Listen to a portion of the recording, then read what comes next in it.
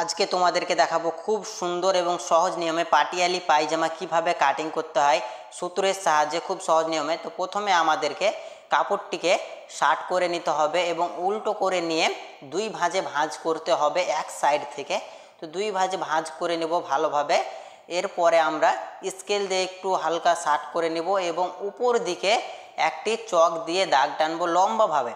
তো উপর দিকে লম্বাভাবে দাগ টানা হয়ে গেলে আমাদের ফিতে দিয়ে মাপতে হবে উপর থেকে 9 ইঞ্চি বেল্টের জন্য।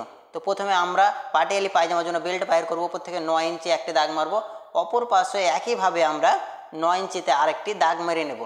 দাগটি মারা হয়ে গেলে এবার স্কেলের সাহায্যে আমাদেরকে দাগটিকে লম্বাভাবে মিলিয়ে নিতে হবে। তো লম্বাভাবে আমি দেখো দাগটিকে মিলিয়ে নিচ্ছি। তো লম্বাভাবে দাগটি মিলানো হয়ে যাওয়ার পরে আমাদেরকে উপরে যে চকের দাগ দিয়েছিলাম সেই দাগে দাগে কাপড়টিকে এক্সট্রা যেটা আছে সেটা কেটে নেব।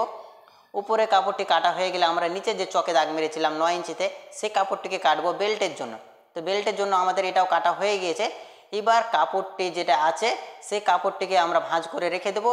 তো বাকি যে কাপড়টা আছে সেই কাপড়টিকে আমরা ভালো করে শার্ট করে নেব এবং উল্টো করে ভাঁজ করে প্রথমে দুই ভাঁজ করে নেব। দুই ভাঁজ করার পরে আমাদেরকে 4 পার্ট করে নিতে হবে এই সাইড থেকে উল্টে। তো দেখতেই পাচ্ছ আমি 4 পার্ট করে নিয়েছি। তোমাদেরকে আরেকবার আমি গুনে দেখাচ্ছি 4 পার্ট হয়েছে কি না।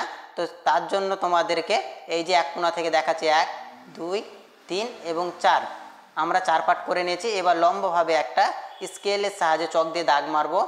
তো লম্বাভাবে দাগ মারার পরে আমাদেরকে ফিতা দিয়ে 7 ইঞ্চি বাদ দিতে হবে।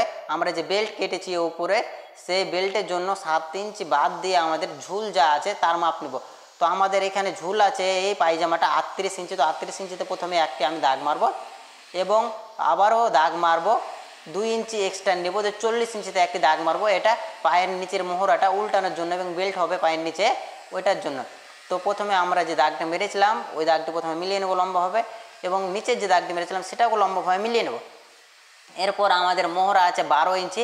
তো 12 ইঞ্চির জন্য প্রথমে আমরা নিব 6 ইঞ্চি এবং 1 ইঞ্চি এক্সট্রা লুজ নিব এবং নিচেরটা নিব 7.5 ইঞ্চি হালকা একটু রাউন্ড দেওয়ার জন্য, নাহলে উপর দিকে কিন্তু কমে যাবে। এরপরে আমরা লম্বা কাপড়টিকে মাপবো কতটা আছে।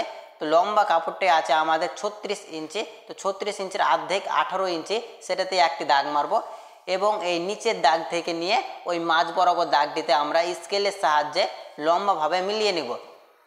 তো দাগ দিয়ে নিলাম লম্বাভাবে মিলিয়ে নিয়ে এরপরে আমাদের এই নিচের দাগটা হালকাভাবে রাউন্ড করে এটা মিলিয়ে নিব।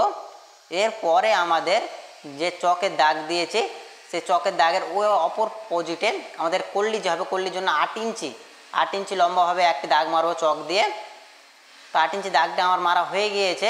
এবার আমরা কাটিং করে নেব। তো উপরে যে বাড়তি অংশটা ছিল চকের দাগ মেরেছিলাম সেই বাড়তি অংশটা প্রথমে কাটিং করব। এরপরে আমাদের নিচের চকের দাগে দাগে কাটিংটি করতে হবে। তো নিচের দাগে প্রথমে আমরা কাটিংটি করব। এরপরে সাইড থেকে কাপড়টি অপর সাইডে একটু হালকা উল্টে রাখবো কাটার সুবিধার্থের জন্য। এরপরে এই সাইড থেকে আমরা 2 ইঞ্চিটি কাটবো। এরপরে যে লম্বা দাগটি মেরেছি সেই দাগটি লম্বাভাবে কেটে নেব। লম্বাভাবে আমার কাটা হয়ে গিয়েছে। এরপরে আমাদের ওই যে 8 ইঞ্চি দাগ মেরেছিলাম ওই 8 ইঞ্চি দাগ সেটি কাটবো। তো এরপরে আমাদের বাকি থাকলো শুধু কল্লি কাটিং করতে। তো এই দিকটা আমরা ফ্রেশ করে নেব। এদিকটা ফ্রেশ করা হয়ে গিয়েছে।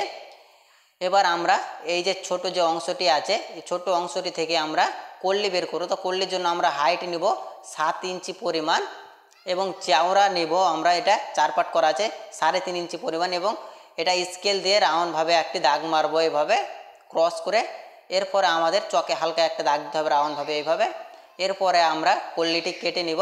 কারো যদি কোনো জায়গা বুঝতে অসুবিধা হয় অবশ্যই কমেন্ট করে জানাবেন এবং এরকম নতুন নতুন ভিডিও পেতে চ্যানেলটিকে এখনই সাবস্ক্রাইব করে রাখুন এবং কোন জায়গাটা বুঝতে তোমাদের অসুবিধা হচ্ছে সেটা অবশ্যই কমেন্ট করবেন এবং কে কোথা থেকে দেখছেন সেটাও কমেন্ট করে জানাবেন এবং এরপরে কি কাটিং ভিডিও তোমরা দেখতে চাও সেটাও কমেন্ট করে জানাবেন। তো আজকের মতো ভিডিওটি এখানে শেষ হচ্ছে, দেখা হচ্ছে পরের কোনো ভিডিওতে।